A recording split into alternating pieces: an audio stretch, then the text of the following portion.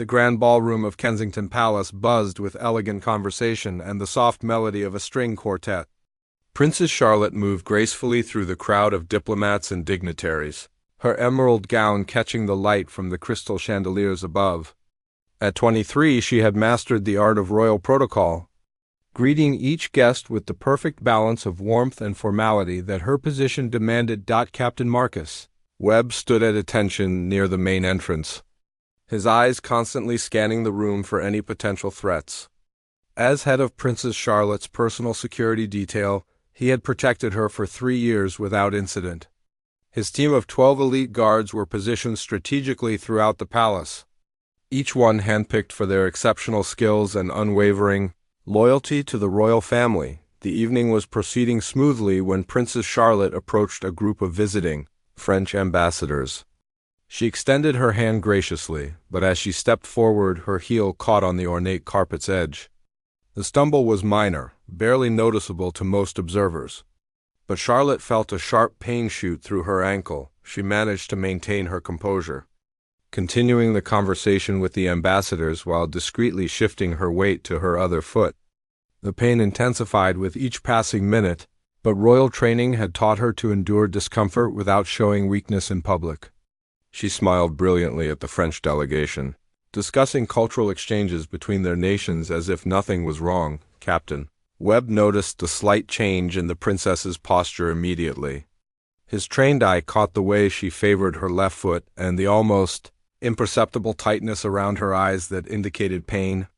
He moved closer, positioning himself within earshot while maintaining a respectful distance. As the evening progressed, Charlotte's ankle began to swell within her delicate satin shoe.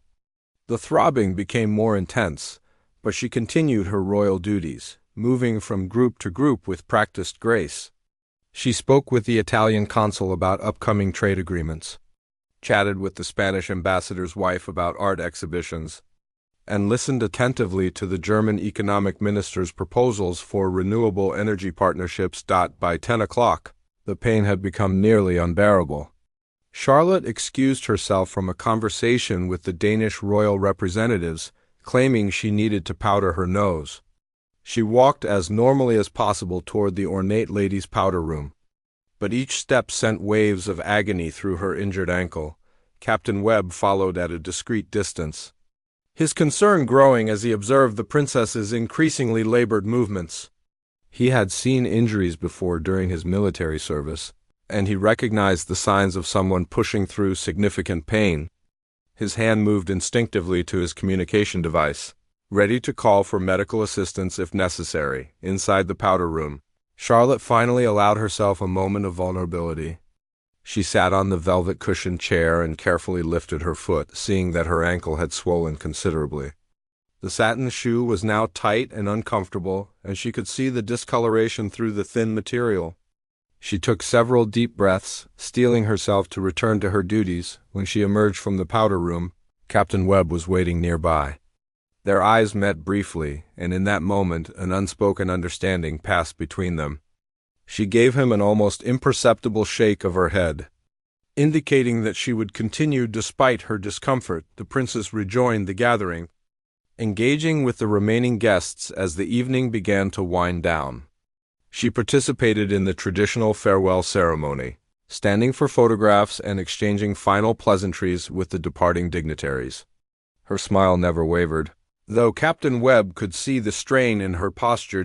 As the last guests departed and the ballroom began to empty, Charlotte finally allowed herself to lean slightly against a marble pillar. The relief of reducing pressure on her injured ankle was immediate, but the damage had been done. The injury had worsened significantly during the hours she had continued to walk and stand on it. Captain Webb approached cautiously, maintaining the proper protocol while clearly concerned for her well-being. The other guards began their standard post-event security sweep, securing the palace and ensuring all areas were clear.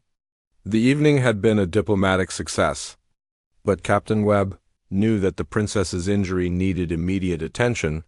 Charlotte looked around the now quiet ballroom, the chandeliers still sparkling overhead but the elegant crowd gone. She knew she could no longer hide the severity of her condition, and for the first time that evening she allowed a grimace of pain to cross her features. The royal facade was finally beginning to crack under the weight of her physical distress. Captain Webb stepped forward, his military bearing softened by genuine concern. "Your Royal Highness, perhaps we should have the palace physician examine your ankle," he suggested quietly. Ensuring their conversation remained private from the remaining staff members who were cleaning up after the event, Charlotte straightened her shoulders, attempting to project strength despite the throbbing pain that had now spread up her leg. "I'm quite all right, Captain Webb. It's merely a minor twist." "Nothing that won't resolve itself with rest," she replied, though her voice carried a slight tremor that betrayed her discomfort. The captain had served in Afghanistan before joining the Royal Protection Unit, and he had learned to read people's pain tolerance during his years treating wounded soldiers. Princess Charlotte was clearly in significant distress, far more than she was willing to admit. Her face had grown pale, and small beads of perspiration had appeared on her forehead despite the comfortable temperature in the ballroom. "With respect, Your Highness, I believe medical attention would be wise," Captain Webb persisted gently. "The swelling appears to have increased since the beginning of the evening, and continuing to walk on an injured ankle could cause permanent damage." Charlotte appreciated his concern, but royal protocol demanded that she maintain her composure and independence. She had been raised to handle adversity with grace, never to show weakness or require special accommodation unless absolutely necessary. Her grandmother had often told her that duty came before personal comfort, and tonight's diplomatic reception had been too important to compromise. She attempted to take a step toward the ballroom exit, but the pain was now so intense that she couldn't suppress a sharp intake of breath. The sound echoed in the quiet room, causing Captain Webb to move closer instinctively. His protective instincts, honed through years of dangerous missions, told him that the princess was in real trouble. "Your Highness, please allow me to assist you," he said, extending his arm for support. Charlotte hesitated, knowing that accepting help would acknowledge the severity of her condition. However, the practical reality was that she could barely stand without assistance, let alone walk the considerable distance to her private quarters. Reluctantly, she accepted his offered arm and immediately felt grateful for his steady strength. Captain Webb was careful to support her weight without appearing to carry her, maintaining her dignity while providing the physical assistance she desperately needed. They moved slowly toward the private corridor that led to the royal family's living quarters. As they walked, Charlotte found herself leaning more heavily on the captain's arm with each step. The pain had become a constant, burning sensation that made it difficult to concentrate on anything else. She began to feel lightheaded, though she wasn't sure if it was from the pain or from the stress of trying to hide her condition all evening. "Perhaps we should stop for a moment," Captain Webb suggested, noticing her labored breathing and the way she was gripping his arm. There was a small sitting area halfway down the corridor, furnished with antique chairs and a settee that would allow the princess to rest. Charlotte nodded gratefully, no longer trusting her voice to remain steady. They reached the sitting area, and Captain Webb helped her settle onto the settee, ensuring she could elevate her injured ankle on a cushioned footstool. The relief of sitting down was immediate, and she closed her eyes momentarily, trying to regain her composure. "I'm going to call Dr. Harrison," Captain Webb announced, referring to the palace physician who lived on the grounds, specifically to handle medical emergencies involving the royal family. "This level of pain and swelling requires professional evaluation." Before Charlotte could protest, Captain Webb activated his secure communication device and contacted the palace medical team. His training had taught him that delayed treatment of injuries often led to complications that could have been easily prevented with prompt medical care. He wasn't going to allow the princess's sense of duty to compromise her long-term health. Within minutes, Dr. Harrison arrived with his medical bag and a portable examination light. The elderly physician had served the royal family for 15 years and was accustomed to treating patients who preferred to minimize their medical needs. He immediately began a careful examination of Charlotte's ankle, his experienced hands gently probing the swollen area. "This is more than a simple twist," Dr. Harrison concluded after his examination. There appears to be significant ligament damage, and I suspect a possible fracture. We need to get you to the medical wing immediately for proper X-rays and treatment." Charlotte's eyes widened in alarm. A fracture would mean weeks of immobility, canceled public appearances, and intense media scrutiny about her condition. The thought of disappointing the many charitable organizations that depended on her patronage filled her with dread that surpassed even her physical pain. Captain Webb saw the distress in her eyes and understood that her concern went far beyond her personal discomfort. The princess's sense of responsibility to her public duties was one of the qualities he most admired about her, but it was also what made her vulnerable in situations like this. She would sacrifice her own well-being rather than disappoint the people who counted on her. Dr. Harrison prepared a wheelchair to transport Princess Charlotte to the palace medical wing, but she shook her head firmly. The idea of being seen in a wheelchair, even by trusted palace staff, went against everything she had been taught about maintaining royal dignity. "I can manage to walk," she insisted. Though her voice was strained with pain, Captain Webb exchanged a concerned glance with Dr. Harrison. Both men recognized the stubborn determination in Charlotte's voice, but they also understood the reality of her condition. "Your Highness," the captain said gently, "the medical wing is quite far from here. Perhaps we could find an alternative that would preserve your comfort while ensuring your privacy." After a brief discussion, they decided that Captain Webb would carry the princess to the medical wing, using the private service corridors that staff used to move through the palace unseen. This route would avoid the main hallways where other palace personnel might witness her condition, while also preventing further damage to her injured ankle.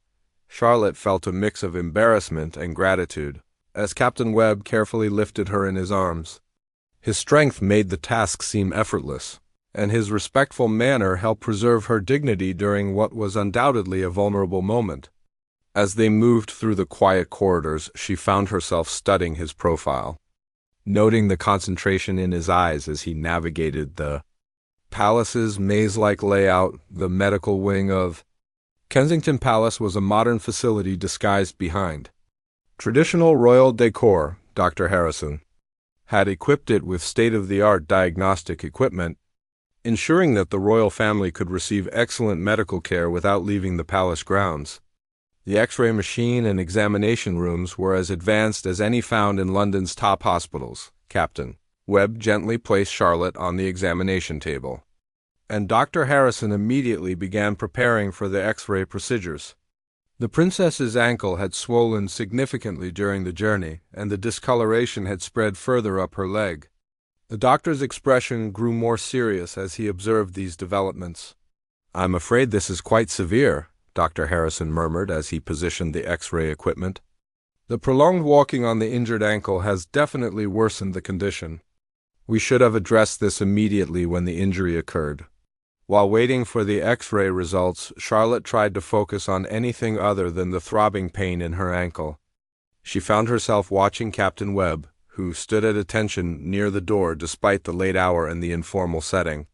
His dedication to his duties, even in circumstances like these, reminded her of her own sense of responsibility to her royal obligations. The X-ray revealed what Dr. Harrison had suspected: a hairline fracture in one of the smaller bones of Charlotte's ankle, along with severe ligament damage.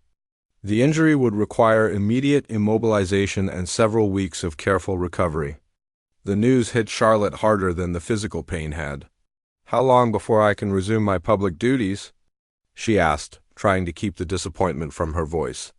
She had a full calendar of charitable events, state dinners, and public appearances scheduled for the coming weeks. The thought of canceling these commitments filled her with a sense of failure that was far worse than any physical discomfort. Dr. Harrison consulted his notes before answering. "With proper treatment and rest, you should be able to return to limited duties in about 6 weeks. However, full recovery will take closer to 3 months, and you'll need to be extremely careful during that time to prevent re-injury." The reality of the situation began to sink in. 6 weeks of canceled appearances meant disappointed charity organizers, rescheduled state functions, and intense media speculation about her condition. Charlotte had never missed a scheduled appearance due to illness or injury, and the prospect of breaking that record was devastating. Captain Webb observed the princess's distress and felt compelled to offer support beyond his security duties. "Your Highness," he said quietly, "perhaps some of your engagements could be modified rather than canceled entirely. Video appearances, private meetings, or seated presentations might allow you to maintain some of your commitments while protecting your recovery." Charlotte looked at him with surprise and gratitude. His suggestion showed not only practical thinking but also an understanding of how important her public role was to her personal identity. Few people outside her immediate family understood the weight of responsibility she felt toward her duties. Dr. Harrison began applying a professional cast to Charlotte's ankle, explaining the importance of keeping it elevated and avoiding any weight-bearing activities. The process was uncomfortable, but the princess endured it with the same stoic grace she had shown throughout the evening. As the medical treatment continued, Charlotte found herself thinking about the events that had led to this moment. A simple stumble on a carpet had cascaded into a serious injury that would affect her life for months to come. The irony wasn't lost on her that all her training in royal protocol and public behavior had actually made the injury worse by preventing her from seeking immediate medical attention. Captain Webb remained present throughout the medical procedures, his protective stance never wavering despite the unconventional circumstances. His commitment to her safety extended beyond physical threats to include medical emergencies, and Charlotte began to appreciate the depth of his professional dedication in a way she hadn't before. Dr. Harrison finished applying the cast and provided Charlotte with detailed recovery instructions. The medication he prescribed would help manage the pain, but she would need to use crutches for several weeks and avoid any activities that might stress the healing bones. The reality of her new limitations was beginning to set in as she contemplated the challenges ahead. As they prepared to return to her private quarters, Charlotte realized she would need to learn an entirely new way of moving through the palace. The elegant gowns and high heels that were part of her royal wardrobe would be impossible to wear with crutches. Even simple tasks like climbing stairs would become major obstacles. During her recovery period, Captain Webb had anticipated these challenges and had already contacted the palace maintenance staff to arrange for temporary modifications to Charlotte's living quarters.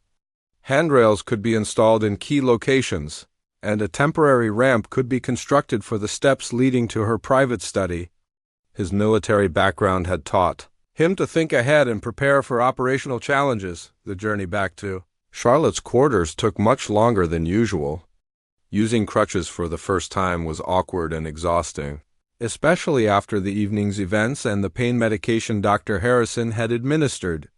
Captain Webb walked beside her, ready to provide assistance while allowing her to maintain as much independence as possible. When they reached her private sitting room, Charlotte collapsed into her favorite armchair with relief. The familiar surroundings provided comfort after the stress and uncertainty of the medical emergency. Captain Webb ensured she was settled comfortably before positioning himself near the door, maintaining his professional watchfulness even in the intimate setting. "Captain Webb," Charlotte said quietly, "I want to thank you for your assistance tonight. Your attention to my condition and your quick thinking may have prevented a much more serious injury." She paused, considering her words carefully. "I'm not accustomed to requiring such personal help, and I appreciate your discretion." The captain inclined his head respectfully. "It's my honor to serve you in whatever capacity is needed, Your Highness. Your well-being is my primary responsibility, whether that involves protecting you from external threats or ensuring you receive proper medical care." Charlotte found herself studying Captain Webb's face as he spoke. In the 3 years he had protected her, she had come to respect his professionalism and dedication, but tonight had revealed a more personal side of his character. His genuine concern for her welfare went beyond the requirements of his position, and she was beginning to see him as more than just another member of her security detail. As the pain medication began to take effect, Charlotte felt her exhaustion catching up with her. The evening had been physically and emotionally draining, and the reality of her injury was finally sinking in. She would need to contact her private secretary first thing in the morning to begin the difficult process of rearranging her schedule. "Captain, I realize this injury will create additional security challenges," she said, thinking about the practical implications of her reduced mobility. "I don't want my limitations to make your job more difficult or put additional strain on your team." Webb shook his head immediately. "Your recovery is the priority, Your Highness. We'll adapt our security protocols to accommodate your needs. The team is trained to handle various scenarios, and this is simply another operational adjustment." Charlotte appreciated his confidence, but she understood the complexities involved. Her public appearances would need to be carefully planned to ensure her safety while managing her physical limitations. Media attention would be intense, and any sign of weakness or vulnerability could be exploited by those who question the monarchy's relevance in modern times. "There will be questions about my absence from scheduled events," she said, voicing her concerns aloud. "The press will speculate about everything from serious illness to personal scandals. I've worked hard to maintain a positive public image, and I worry about the impact this injury might have on public perception." Captain Webb considered her words carefully before responding. "Your dedication to duty is well known, Your Highness. When people learn that you continued with tonight's reception despite your injury, I believe they'll respect your commitment rather than view this as a weakness." His perspective provided some comfort, though Charlotte knew that media coverage could be unpredictable.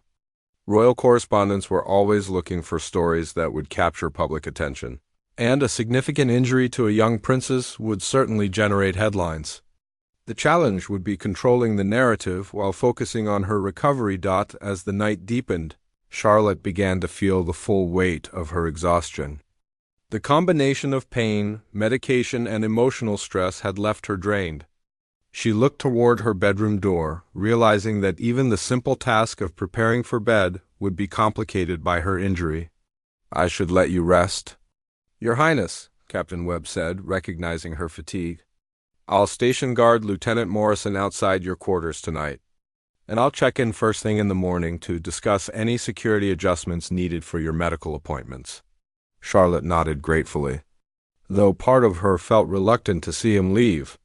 His presence had been reassuring during one of the most difficult evenings she had experienced since taking on her full royal duties. "Thank you again, Captain. Your support tonight has meant more than you know." As Captain Webb prepared to leave, Charlotte attempted to stand using her crutches, wanting to maintain some semblance of normal protocol.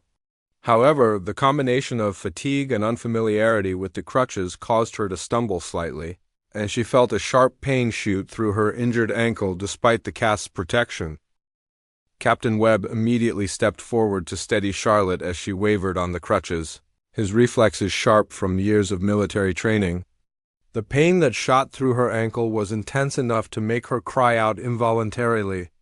And in that moment of vulnerability, something unexpected happened that would change everything between them. "Thomas." "It hurts," Charlotte gasped, the words escaping before she could stop them. The name came from somewhere deep in her memory, a place she had buried long ago. As soon as she spoke, her face flushed with embarrassment and shock at her own words. Captain Webb froze, his hands still supporting her arms. The name she had called him wasn't his own, but somehow it resonated through his consciousness like an echo from a forgotten dream. Thomas. The sound of it from her lips stirred something in his memory that he couldn't quite grasp. A sensation both foreign and familiar. Charlotte's eyes widened in horror at what she had said. She had called him by a name that belonged to someone from her distant past, someone she had tried never to think about. The medication and exhaustion had lowered her defenses, allowing buried memories to surface at the worst possible moment. "I'm sorry, Captain Webb," she stammered, trying to regain her composure. "I don't know why The medication must be affecting my thinking. Please forgive me for the confusion." Her voice trembled with embarrassment and something deeper that she couldn't identify, but Webb's expression had changed completely. The professional mask he always wore had slipped, revealing confusion and something that looked almost like recognition. "Your Highness," he said slowly, his voice different than she had ever heard it before. "Where did that name come from?" Charlotte felt her heart begin to race, though she wasn't sure if it was from the pain, the medication, or the intensity in Captain Webb's eyes. The name Thomas had surfaced from memories she had spent 15 years trying to forget. It belonged to a boy she had known briefly during a summer when she was 8 years old. When her family had stayed at a private estate in Scotland. "It's nothing," she said quickly, trying to dismiss the moment. "Just confusion from the pain medication. It doesn't mean anything." But even as she spoke the words, she knew they weren't true. The name had come from somewhere real, somewhere important that she had lost touch with long ago. Captain Webb helped her settle back into her chair. But his movements were less certain now, as if he was questioning everything he thought he knew. "Princess Charlotte," he said carefully, "I need to ask you something, and I hope you'll forgive me if this seems inappropriate." Charlotte looked at him with growing apprehension. The professional distance between them had somehow vanished in the space of a few words, replaced by something more complicated and potentially dangerous to both their positions. "Did you ever spend time at Balmoral Estate when you were a child?" "Not the Royal Balmoral, but a private estate nearby called Thornfield Manor." His questions came slowly, as if he was afraid of the answers. The blood drained from Charlotte's face. Thornfield Manor was exactly where she had been thinking of. The place where she had spent that transformative summer so many years ago.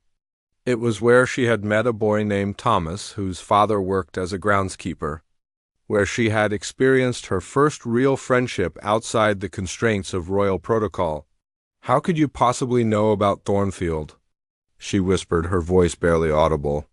Very few people knew about that summer, and it had never been publicly documented. Her parents had arranged the stay specifically to give her a brief taste of normal childhood.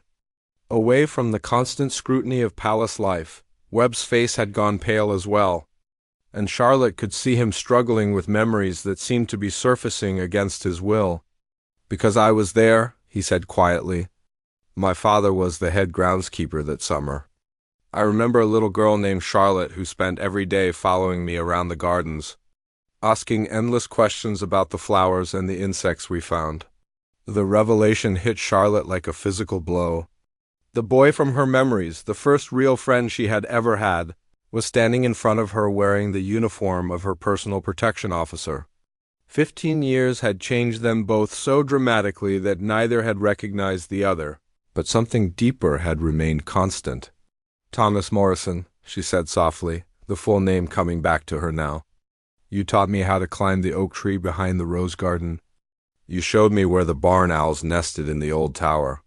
The memories came flooding back with startling clarity, bringing with them a rush of emotions she wasn't prepared to handle. "And you told me you were going to change the world," Webb replied, his voice filled with wonder at the impossible coincidence. "You said you would use your position to help people who didn't have voices of their own. You made me promise to always tell you the truth even when other people wouldn't."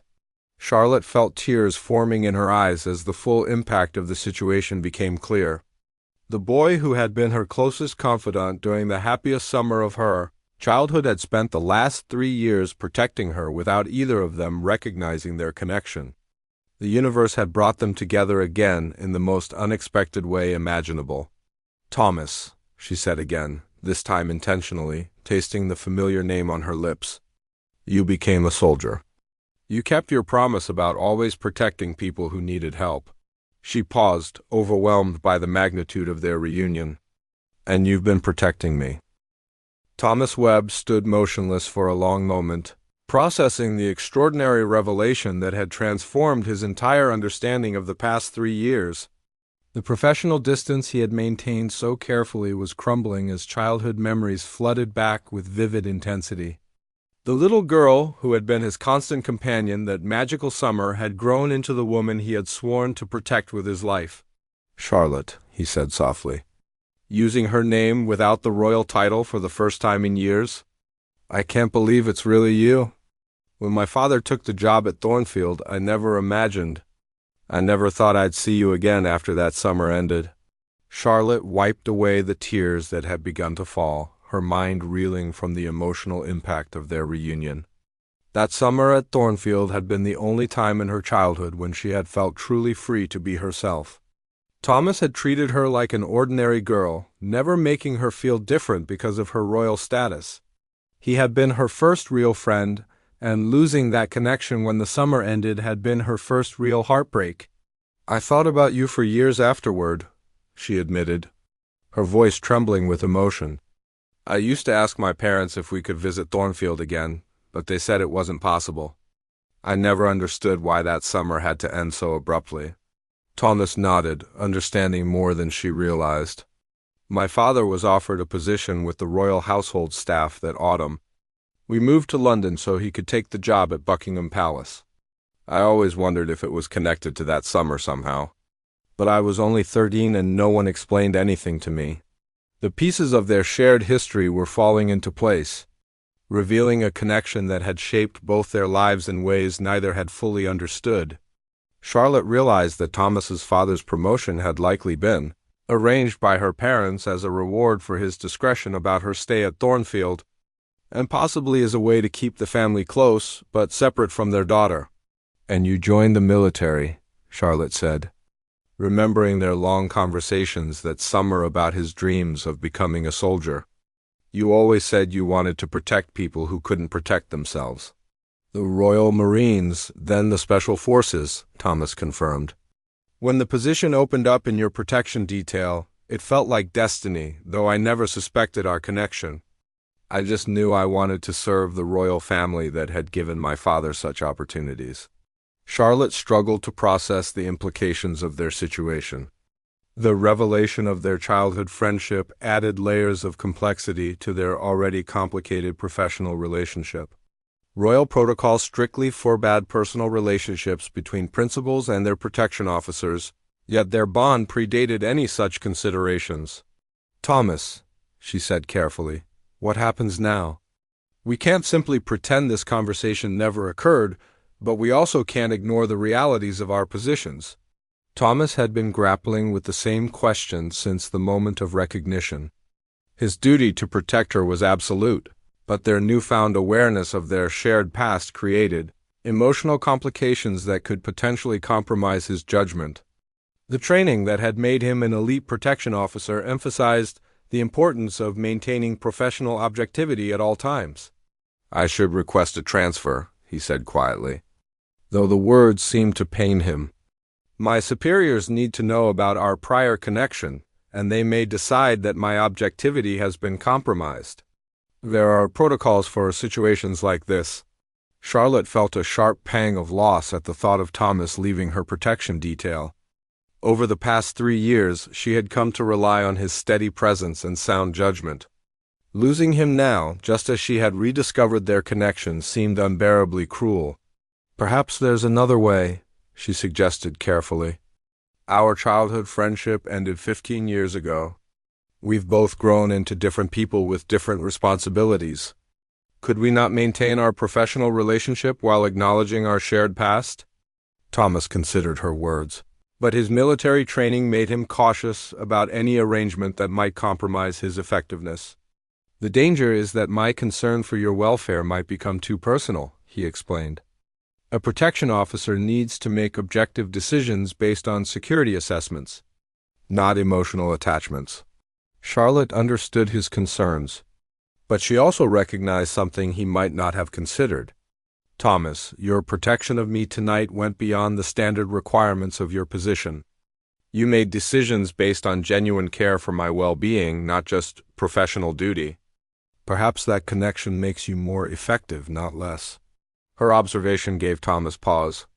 Looking back on the evening's events, he realized that his actions had been motivated by more than just professional responsibility. His attention to her injury, his insistence on medical care, and his careful consideration of her emotional state had all been informed by a deeper understanding of who she was as a person. "There's something else we need to consider," Charlotte continued. "Our connection isn't just personal history. It represents something important about the kind of leader I want to be. You knew me before I became defined by royal titles and protocols. You've seen both versions of who I am." Thomas nodded slowly, beginning to understand her perspective. The little girl he had befriended at Thornfield had dreamed of using her position to make a real difference in people's lives. The woman sitting before him had spent her adult years working to fulfill that promise, and he had witnessed her dedication firsthand. "Tomorrow will bring new challenges," Charlotte said, looking toward her bedroom door and thinking about the recovery process ahead. "I'll need someone I trust completely to help me navigate the coming weeks. Someone who understands both my public responsibilities and my personal determination to fulfill them." Thomas stood quietly for several moments, weighing his options and considering the unprecedented situation they faced. Finally, he made his decision with the same decisive clarity that had served him well in combat situations. "I'll stay," he said simply. "But we'll need to establish clear boundaries and protocols. Our childhood friendship will remain our private knowledge, and my primary duty will always be your protection and safety." Charlotte smiled for the first time since her injury, feeling a sense of relief and gratitude that surprised her with its intensity. "Thank you, Thomas. Having you here, it makes everything seem more manageable somehow." As Thomas prepared to leave for the night, ensuring that Lieutenant Morrison was properly briefed on the security arrangements, Charlotte reflected on the extraordinary events that had brought them to this moment. A simple stumble at a diplomatic reception had led to the rediscovery of the most important friendship of her childhood. The road ahead would be challenging, requiring careful navigation of both her physical recovery and the complex emotions surrounding their reunited friendship. But for the first time in years, Charlotte felt that she had someone in her life who truly understood both the public figure she had become and the private person she had always remained. "Good night, Your Highness," Thomas said formally as he reached the door, returning to the professional demeanor that would be necessary for their working relationship.